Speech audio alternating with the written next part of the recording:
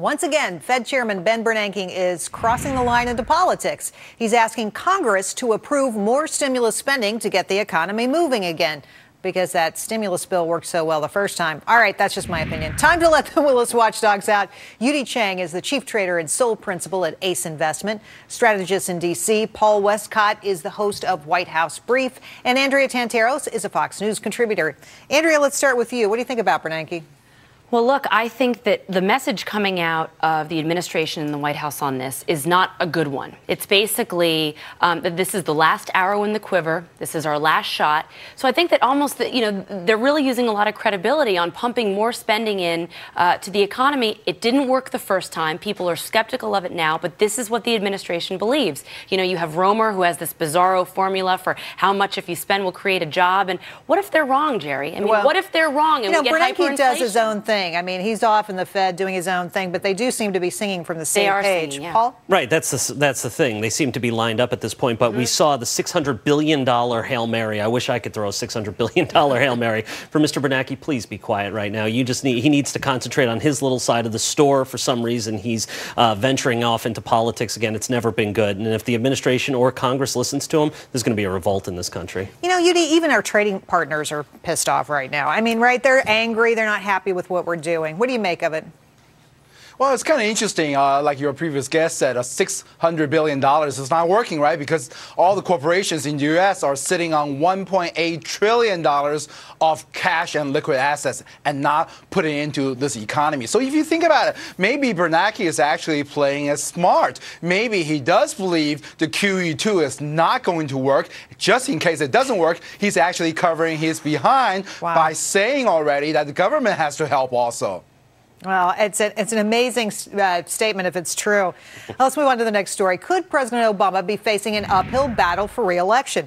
A new Quinnipiac poll has Republicans Mitt Romney and Mike Huckabee in a dead heat with the president. Sarah Palin is still the favorite for conservatives, but in a head-to-head race would lose to Obama. Paul, what do you make of the numbers? Well, I mean, we look at these polls 2 years out. I mean, this is a lifetime. A month is a lifetime in modern politics. So what we're seeing now is just a way for these guys to make money. I wouldn't be shocked if these guys commissioned the polls themselves to be able to fundraise just to help them put them into contention a little bit more. The polls are a joke. I wouldn't listen to them right now. Andrea? Yeah, I think it's way too soon to tell. And I think a lot of the candidates that we're looking at, too, have a lot of vulnerabilities. And usually the ones that you're talking about early are not the ones that make it to the end. Remember, George Allen was the big favorite years ago, but it turned out he didn't even make it to the final round. So I think it's too soon to tell, but it does speak to the fact that the president's poll numbers are still fairly low. Yu-Dee. Well, maybe the polls are too soon to tell, but I guess Obama's action is not. If he does not come toward the middle, he's going to lose the election in 2012, whether it's Romney, whether it's Huckabee, whether it's Palin, or whether we send up Donald Trump. You had to bring that up, didn't you? All right. Yep.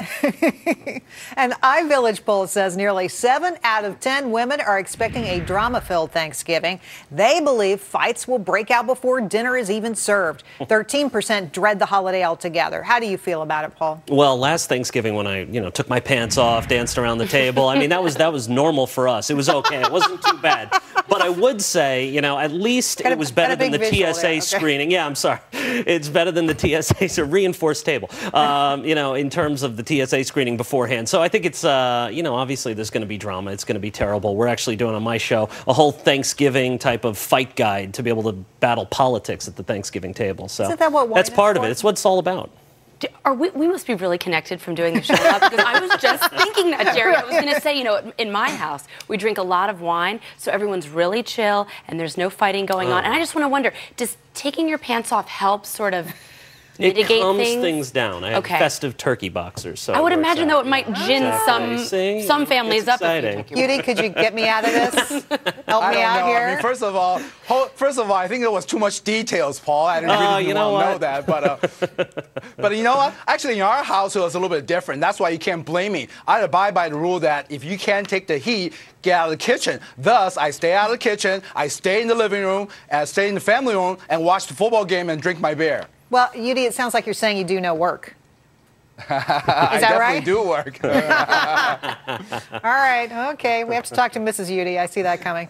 Next story, driving over the Thanksgiving holiday, the Wall Street Journal says expect to face the highest gas prices in more than 6 months. The national average price, $2.89, though it's topped $3 in many parts of the country already. Yu-Dee? Well, I don't know what we're complaining about. You know, over in Europe, over the Thanksgiving, they're actually trying to weigh they should feed the family or they should fill up the tanks. You know, there isn't any Thanksgiving over in Europe. I guess they should, especially for the Greeks and also the Irish. They should thank the European Union and also the World Bank for giving them the money. But, you know, I don't know. But I mean, gasoline prices, isn't it funny? Always before the holiday it goes up. If you think about it, the price of crude oil actually topped out about 3 weeks ago, yet our gasoline prices still going higher. You know, so I guess high gasoline prices we have to live with. I don't think the Irish celebrate our Thanksgiving, but that's just me.